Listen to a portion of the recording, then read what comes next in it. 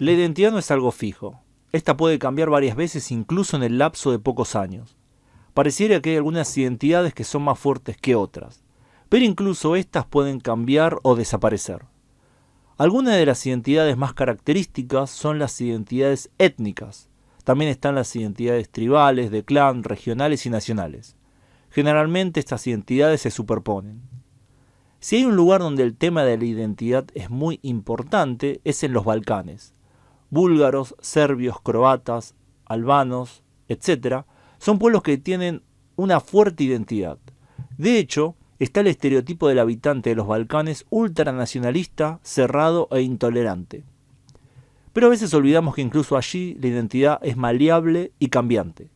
Europa Occidental pudo más o menos construir identidades nacionales fuertes. Esto fue en detrimento de las identidades regionales, que eran mucho más naturales.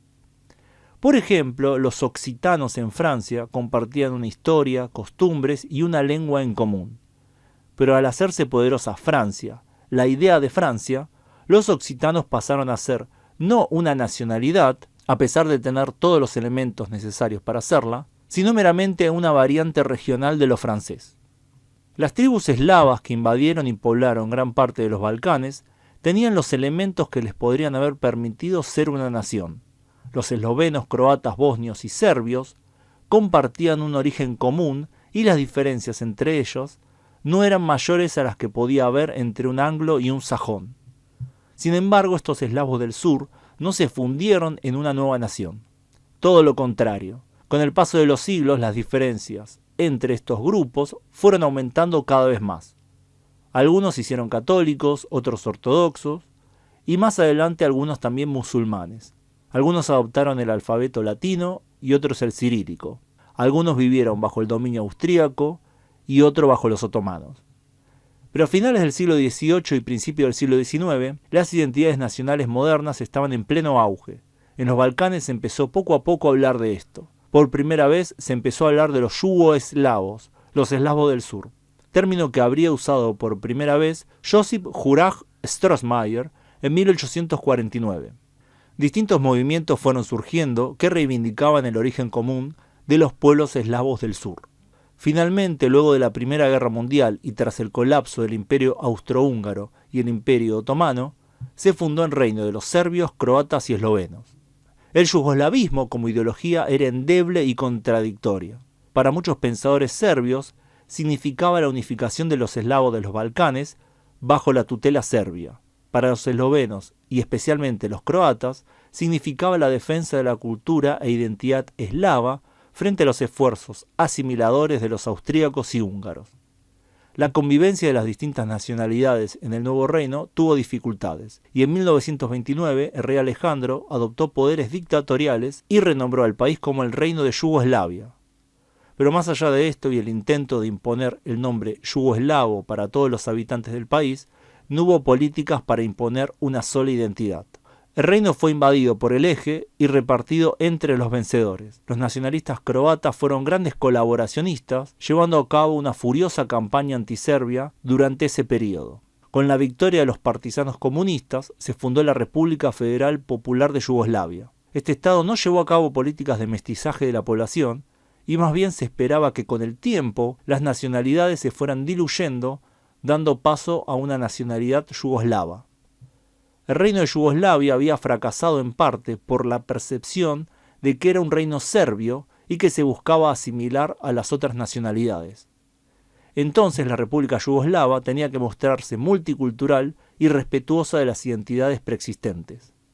Esa era la dificultad principal que sufría el Estado yugoslavo en ese plano.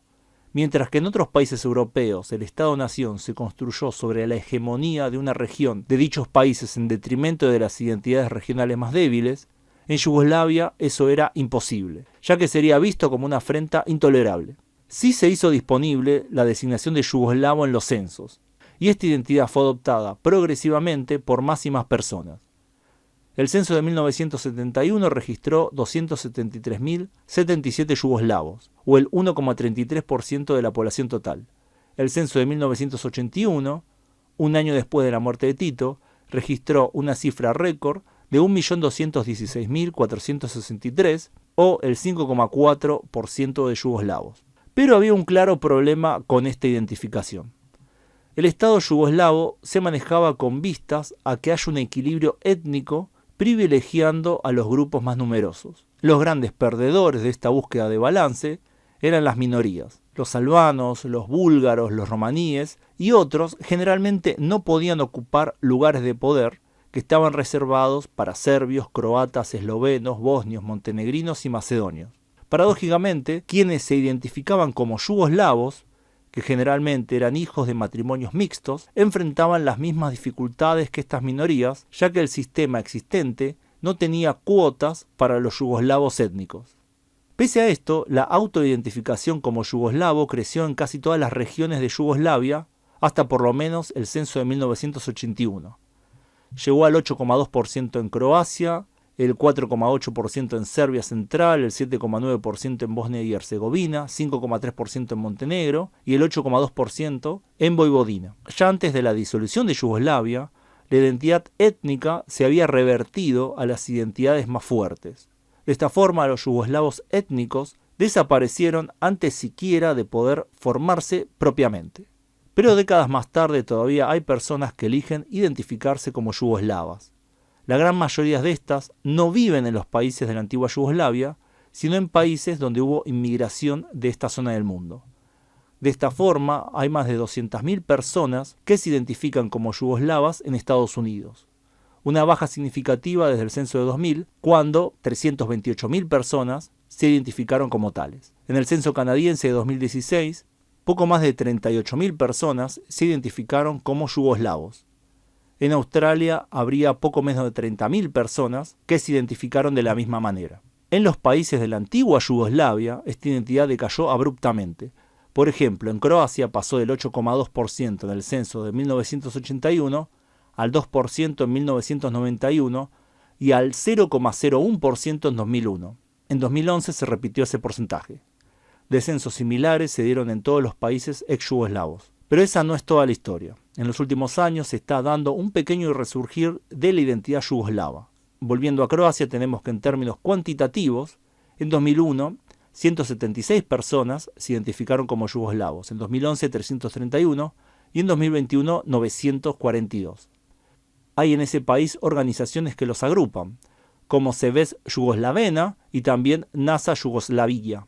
Organizaciones similares existen en Eslovenia, Bosnia, Montenegro y Serbia. En este último país es donde más personas se identifican como yugoslavos, hablando de los países ex-yugoslavos, llegando a poco menos de 30.000. Este aparente resurgir está ligado irónicamente al antinacionalismo.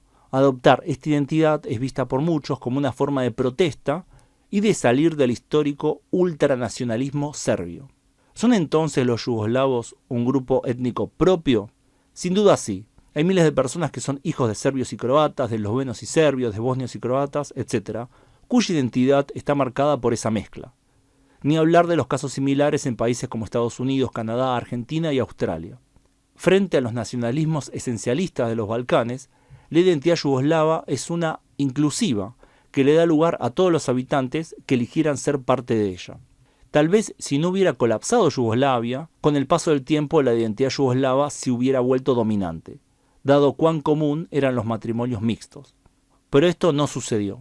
El Estado yugoslavo no implementó políticas para que esto sucediera, además de legitimizar constantemente a las nacionalidades preexistentes. La identidad yugoslava se nos presenta entonces como lo que podría haber sido, con unos Balcanes que hubieran superado sus rencores étnicos, religiosos y lingüísticos. Esta identidad también es un buen ejemplo de que sin una identidad dominante es casi imposible garantizar la unidad y la paz en un Estado-nación. La identidad yugoslava, al igual que otras identidades, nació como una idea. Mientras que esta idea exista, entonces seguirán habiendo yugoslavos. Bueno, gracias a todos por su tiempo, espero les haya parecido interesante el video, podemos hacer gusto y comparta si creen que vale la pena compartir. Gracias especiales a quienes colaboran con el canal en Patreon, donde pueden acceder a contenido exclusivo, además de aparecer en los agradecimientos de los videos de este canal, en mi otro canal, Megavisión Mundial. Nos vemos pronto, saludos.